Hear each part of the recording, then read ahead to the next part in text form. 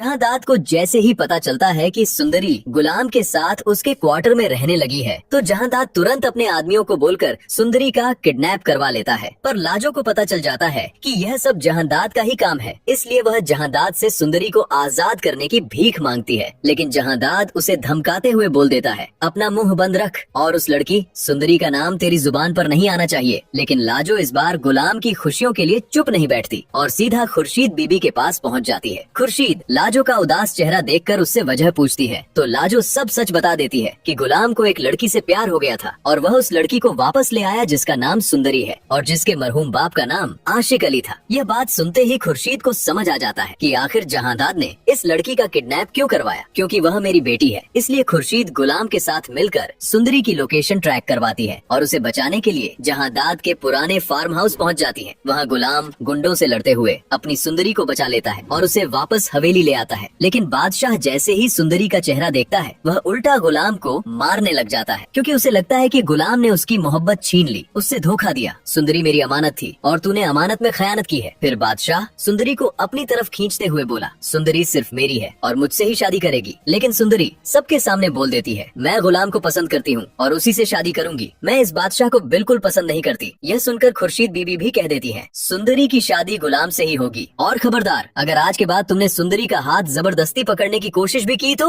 लेकिन बॉस बादशाह तो अब पूरी तरह पागल हो चुका है सुंदरी के प्यार में, वह किसी भी कीमत पर उसे हासिल करके ही मानेगा। इधर जहांदाद को जैसे ही पता चलता है कि उसका अपना बेटा ही सुंदरी के प्यार में पागल हो गया है तो वह गेम पलट देता है। वह गुलाम से कहता है, तुरंत सुंदरी को लेकर सुंदर घर से निकल जा, वरना बादशाह उसे तुझसे छीन लेगा और हो सकता है तुझे जान से मार दे। इसलिए गुलाम खुर्शीद बीबी की रजामंदी से सुंदरी को लेकर सुंदरगढ़ छोड़ने का फैसला कर लेता है। लेकिन रास्ते में बादशाह उन दोनों का पीछा करने लगता है, क्योंकि जहांदाद ने डबल गेम खेलते हुए बादशाह को भड़का दिया था। तेरा दोस्त अब तेरा दुश्मन बन चुका है और सुंदरी को लेकर भाग गया है। अगर तुझे सुंदरी चाहिए तो तुझे गुलाम को मारना होगा। असल में जहांदाद गुलाम को इसीलिए मरवाना चाहता था क्योंकि उसी की वजह से आज खुर्शीद को उसकी बेटी सुंदरी वापस मिली थी और गुलाम ने जहांदाद का हुक्म भी नहीं माना था, चुपके से सुंदरी को वापस ले आया था। अब उसे अपनी इस हिम्मत की सजा तो मिलनी ही थी। यहाँ बादशाह रास्ते में गुलाम की गाड़ी का एक्सीडेंट करवा देता है। एक्सीडेंट के बाद गुलाम बुरी तरह जख्मी होते हुए बेहोश हो जाता है और बादशाह तुरंत सुंदरी को अपने साथ वापस सुंदर घर ले आता है। लेकिन बादशाह को यह नहीं पता कि गुलाम अभी जिंदा है और वह अपनी सुंदरी को लेने के लिए वापस जरूर आएगा। पर दोस्तों अब सबसे बड़ा सवाल ये है, क्या बादशाह इतनी आसानी से सुंदरी को छोड़ देगा या फिर सुंदरी के लिए गुलाम और बादशाह की दोस्ती अब गहरी दुश्मनी में बदल जाएगी? दोस्तों आपको क्या लगता है, कमेंट करके जरूर बताना।